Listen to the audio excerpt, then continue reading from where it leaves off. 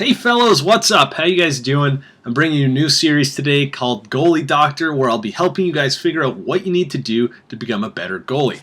I'll have you guys submit me a clip of you playing net, and I'll take a peek at it, figure out your tendencies, what you're doing right and what works, what you're doing wrong, and how we can help you improve it, and then I'll make a video of it and post it on here so everyone can learn from it.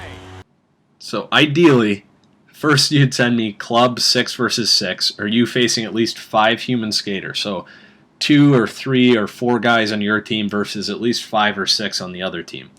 Next, I'll take club against at least 3 human skaters, so 2 or 3 versus 4, it doesn't matter. OTP, I'll take OTP clips. A lot of guys like to just play OTP, so 6 versus 6 or 4 versus 4. Just like I said, enough human skaters for me to be able to help you out. Next, I'll even take offline Be a Pro. Now, I know guys like to play this mode, so I'll gladly help you out with that. And finally, I'll take anything else, 2 versus 2, whatever, but the stuff above that is going to get priority. Now, you can send me clips at this email, eashlgoalietips, and you can do that by recording them and uploading to something like Amazon Drive or Google Drive or whatever can handle big files. Or you can upload them to YouTube, and don't worry about editing them, just put the raw file up there, and I'll rip them off of there and work from that. I ask that the video quality be decent enough so that we can see what's going on clearly. That means no camera movement if you're recording with a device that's not a capture card. Now, I know my channel doesn't have the best video quality, but we all know what's going on in there, right? So something like that. Alright, let's get started. I have some files from a goalie in the VGKHL, and he played outstanding this season. And since he didn't ask me to do this for him, I'll just call him Pat, and I'll say that he had the best numbers in the league this year. He's a great goalie, and I'll do my best to respectfully criticize his play and praise it where necessary. Pat plays a 6'7" stand-up goalie at an 88 overall, which tells me he uses angles. I'm not judging him, it works for him, but it's not needed. The first thing you'll notice is that he plays down in his butterfly a lot, despite being a stand-up goalie. I don't think I ever see him make a save standing up. This works for him. He eats up a lot of point shots and a lot of slot shots, and you can't argue with his numbers. Whether he means it or not, by sitting in butterfly the whole game, he makes people think they can beat him with a high shot. This is not the case in this game, even though it should be.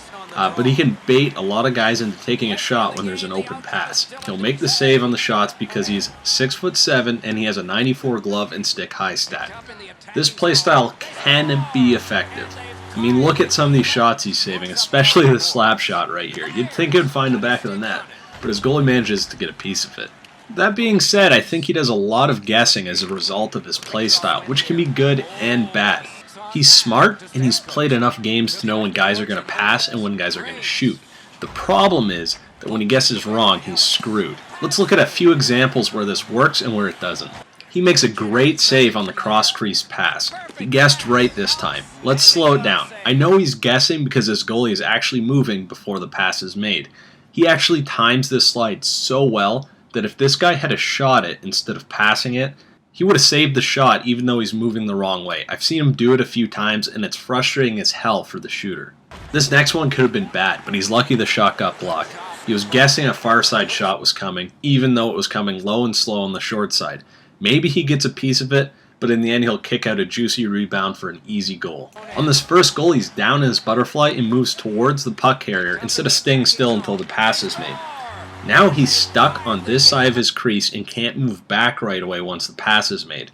Now really, it's not his fault because it was a tough turnover, but I think he could have played it better if he didn't guess that the guy was going to shoot. The only way to change this is to not sit in your butterfly the whole time.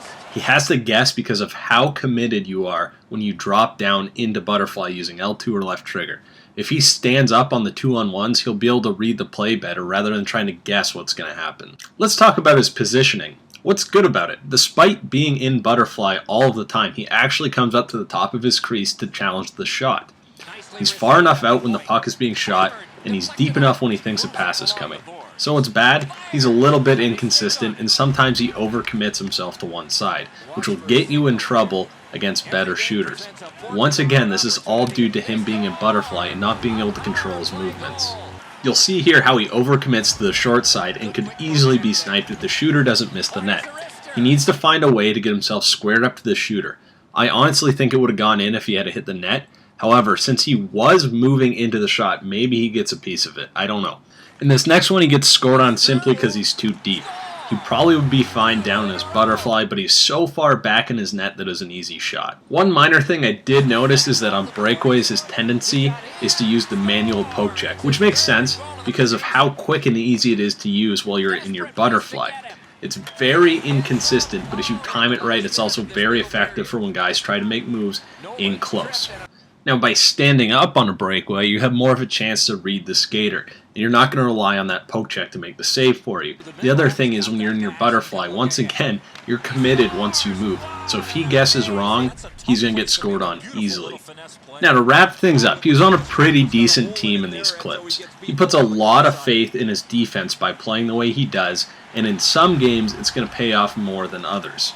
The main things I think he needs to work on are spending less time in his butterfly, especially on odd man rushes. Try to do less guessing and more reading of the play. Tweak your positioning so that you're more square rather than overcommitting to one side. Once again, all of this can be solved by not holding L2 or left trigger all game. Now the positives. Regardless of what I say, this guy makes his playstyle work. He makes most of the saves that he should make, plus somehow manages to make the tougher saves. I can't argue with his numbers.